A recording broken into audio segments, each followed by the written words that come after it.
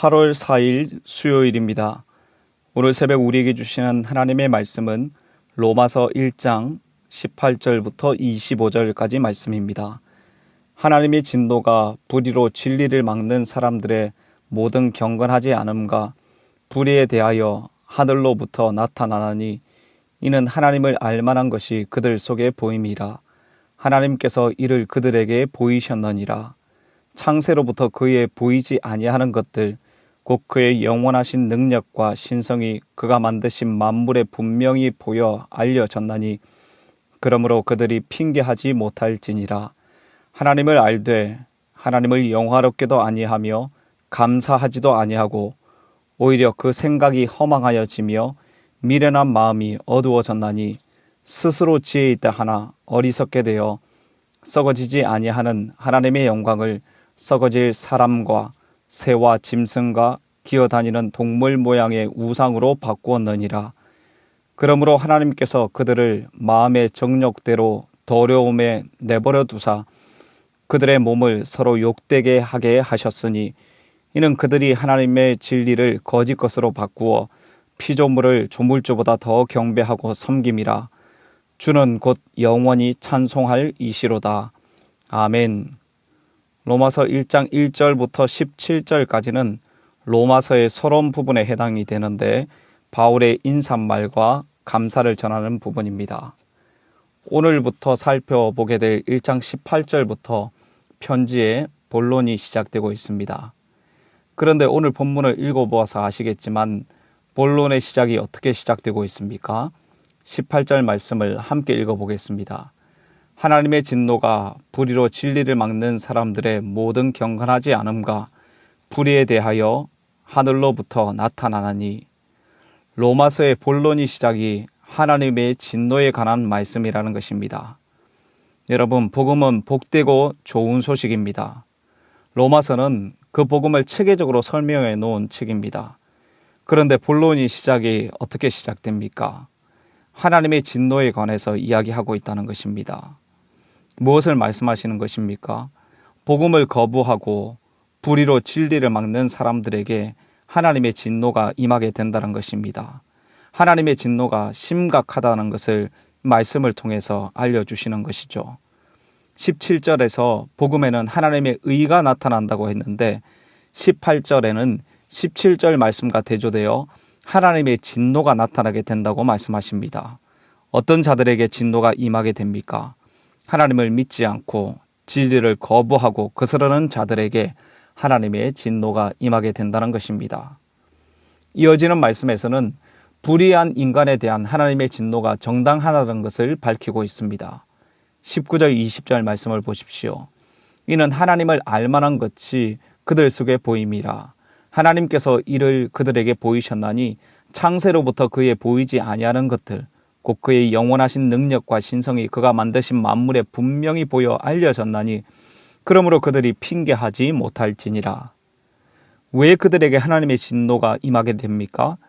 하나님께서 그들에게 보이셨는데도 그들이 하나님을 거부했기 때문이라는 것입니다. 바로 하나님께서 창조하신 모든 만물 속에 하나님을 알만한 것들을 보이셨다는 것이죠. 하나님의 말씀을 통하여 하나님께서 어떤 분이신지 계시하실 뿐만 아니라 하나님께서 창조하신 만물 속에 하나님의 능력과 신성이 들어가 있고 그것을 보여 알게 하셨다는 것입니다.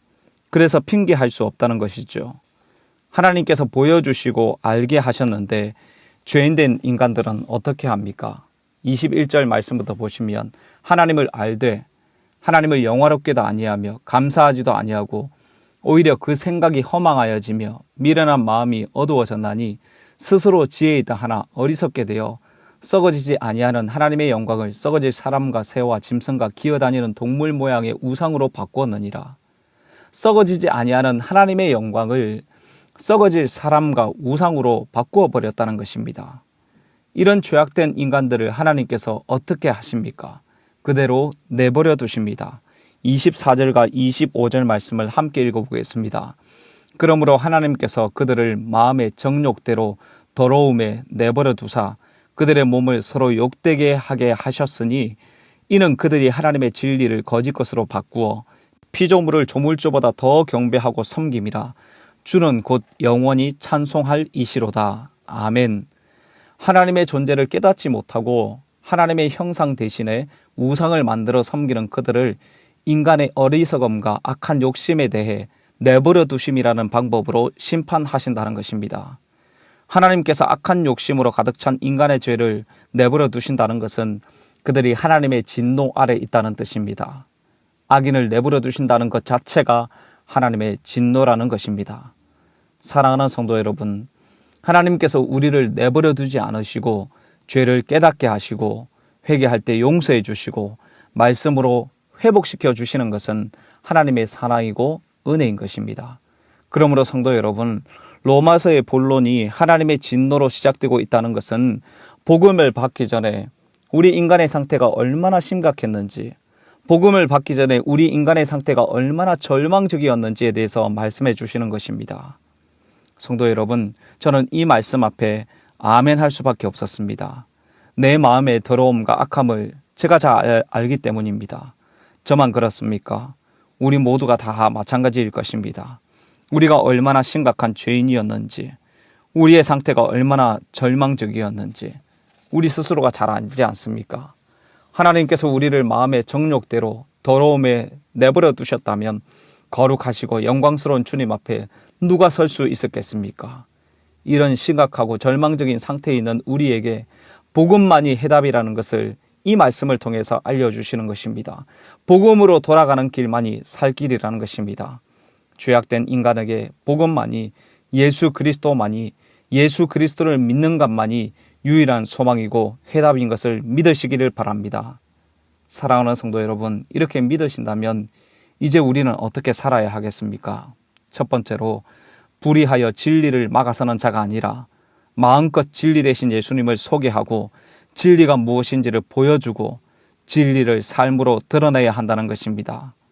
여러분, 말은 쉽지만 이렇게 사는 것은 쉽지 않습니다. 마음껏 진리이신 예수님을 전하고 소개하고 보여주고 드러내기 위해서 어떻게 살아야 하겠습니까? 바로 예수님처럼 살아야 하는 것입니다. 생각과 마음과 행동을 예수님처럼 해야 한다는 것이죠. 화가 나고 짜증이 나도 참고 인내해야 합니다. 옛사람을 벗어버리고 새사람을 입은 우리 성도들이 이제 예수님의 성품으로 살아가야 하는 것입니다. 표정과 말과 행동 속에 예수님의 향기가 드러나야 한다는 것입니다. 이렇게 살기 위해서 우리가 기도해야 하고 무엇보다도 하나님의 은혜가 필요한 것입니다. 나를 보면 소망이 없고 낙심이 되지만 우리를 통해 역사하시고 일하실 주님을 바라보면 힘이 나고 소망이 생기게 되는 줄 믿습니다. 모든 성도님들의 삶이 예수님을 소개하고 진리가 무엇인지를 보여주고 진리를 삶으로 드러내는 삶이 되시기를 주님의 이름으로 축복합니다. 두 번째로 주시는 말씀은 내버려 두지 않으시고 선택해 주신 주님의 은혜를 기억하며 믿음으로 살아야 한다는 것입니다. 여러분, 믿음으로 사는 것이 무엇입니까? 오늘 말씀에 하나님의 진노 아래 있던 자들이 하나님을 알지도 못하고 영화롭게도 하지 않고 감사하지도 않고 하나님의 영광을 썩어질 우상과 바꾸었다고 했는데, 그것과 반대로 주님께 선택받은 우리들은 하나님이 어떤 분이신지를 알아가고 하나님을 영화롭게 하며 하나님께 감사하며 하나님만 경배하고 하나님을 찬양하는 삶이 되어야 한다는 것입니다. 이것이 바로 주님께 선택받은 믿음의 삶인 것입니다. 영원히 찬송받기에 합당한 주님을 높이고 경배하는 이런 삶을 살아가는 은혜와 축복이 모든 성도님들에게 충만하시기를 주님의 이름으로 축복합니다. 기도하겠습니다. 하나님, 오늘도 우리에게 말씀하여 주셔서 감사합니다. 오늘 말씀을 통해서 복음을 받기 전에 우리가 얼마나 심각한 죄인이었는지, 우리의 상태가 얼마나 절망적이었는지를 알게 하심을 감사합니다. 이런 우리를 내버려 두지 않으시고 선택하여 불러주셨는데, 부르신 주님의 뜻에 합당하게 진리이신 예수님을 증거하고 진리를 삶으로 드러내는 삶을 살게 하여 주시옵소서. 주님께 선택받은 복음 안에 있는 모든 성도님들의 삶이 주님만을 높이고 경배하고 찬양하는 삶이 되게 하여 주시옵소서. 오늘도 폭염과 코로나의 얼음 속에서도 믿음으로 승리하는 삶이 되게 하여 주시옵소서. 이 모든 말씀 예수님의 존귀하신 이름으로 기도드립니다. 아멘. 개인적으로 기도하실 때 오늘 주신 말씀을 붙들고 기도하시고 주간 기도 제목에 따라서 전도와 선교를 위해서 기도하겠습니다. 우리 교회가 부산 지역에 죽어가는 영혼을 살리는 교회 되도록 영혼을 품고 기도하며 전도하는 교회 되게 하옵소서. 우리 교회가 후원하는 선교사님들과 세계 선교를 위해서 합심으로 기도해 주시기를 바랍니다. 합심적으로 기도하시고 개인적인 기도 제목으로 자유롭게 기도하도록 하겠습니다. 함께 기도하겠습니다.